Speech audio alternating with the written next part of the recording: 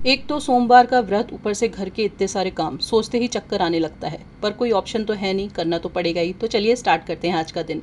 सबको school office रवाना करने के बाद मैं लग गई थी घर की सफाई में। सारे बेड सेट किए, उसके बाद सोफे के कपड़े को अच्छे से झटक के बिछा दिया, सारे कुशन लगाए, फिर डस्टिंग की प्रॉपर पूरे घर की। पूरा घर ऐसे तहस नहस हुआ होता है ना, मानो कोई भूकंप आके गया हो। 2 दिन की छुट्टियों में बच्चे घर की बुरी हालत कर देते हैं। बच्चों के खिलौने थोड़े से पड़े थे, वो सब भी सेट किए। उसके बाद घर में झाड़ू लगाई अच्छे से और फिर पोछा लगाया।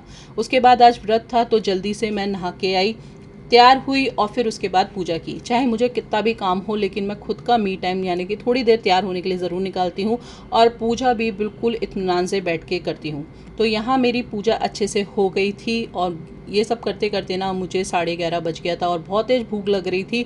तो मैंने जल्दी से घी में मखाना और मूंगफली को भून लिया था सेंधा नमक डाल के, और 1 कप अदरक वाली चाय भी बना ली थी। फिर बैठ के नाश्ता किया। तब तक आ गया था ये बिग बास्केट से वेजिटेबल्स, और फ्रिज में अरेंज करना था, तो फ्रिज खोल के देखा तो इतना भरा पड़ा था कि समझ ही नहीं आ रहा था कि क्या चीज़ कहाँ रखूँ।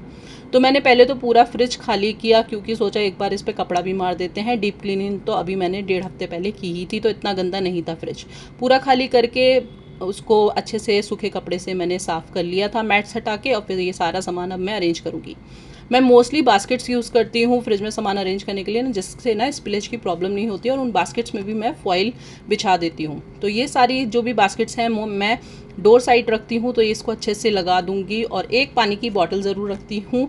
उसके अलावा ये चॉकलेट्स वगैरह इस तरीके के कंटेनर्स में रखती हूँ। जो भी फ्लावर्स होते हैं, ड्राई फ्रूट्स होते हैं जो ज़्यादा यूज़ नहीं हो रहे होते हैं, उन्हें भी मैं फ्रिज में ही रखती हूँ।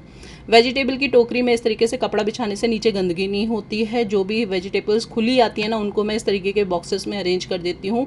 और जो भी अच्छे से पैक होके आती हैं ना, उनको मैं इसी तरीके से रख देती हूँ, उन्हें मैं ट्रांसफ़र नहीं करती हूँ। जैसे ये सब्जियाँ अच्छे से पैक होके आई थी, इन्हें इसी तरीके से मैं वेजिटेबल की टोकरी में रख दूँगी, और फिर इसको भी अच्छे से अरेंज कर दूँगी। अब बारी आती है धनिया हरी मिर्च की, उनको भी इस तरीके के बॉक्स में मैं रखती हूँ।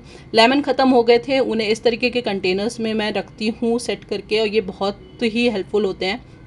फ्रूट्स मैं कभी भी फ्रिज में नहीं रखती हूँ, क्योंकि बच्चे मांगते हैं तो टोकरी में रख के फ्रिज के ऊपर ही रख देती हूँ। और फ्रिज मेरा पूरा अच्छे से सेट हो चुका था। फ्रीज़र भी मेरा ऑलमोस्ट खाली रहता है, ज़्यादा भरा हुआ नहीं रहता है। अब फ्रिज अंदर से तो साफ़ था, तो सोचा बाहर से भी क्लीन कर लेती हूँ। उसके बाद आलू प्याज भी आए थे, तो उन्हें भी उनकी टोकरियों में सेट करके मैंने रख दिया था। अलग अलग टोकरी में अगर हम रखते हैं ना, तो आलू जल्दी ख़राब नहीं होते हैं। फिर नीचे थोड़ी सी गंदगी फैल गई थी, तो फिर एक बार झाड़ू लगा दिया था। और ये सब काम करते करते बच्चों के भी आने का टाइम हो गया था। खैर, अब मैं लगूंगी बच्चों के कामों में, और ये काम तो चलते रहेंगे, लेकिन इस व्लॉग को हम यहीं एंड करेंगे। कैसा लगा आपको व्लॉग? अगर अच्छा लगा तो लाइक और सब्सक्राइब ज़रूर कीजिएगा। Bye bye.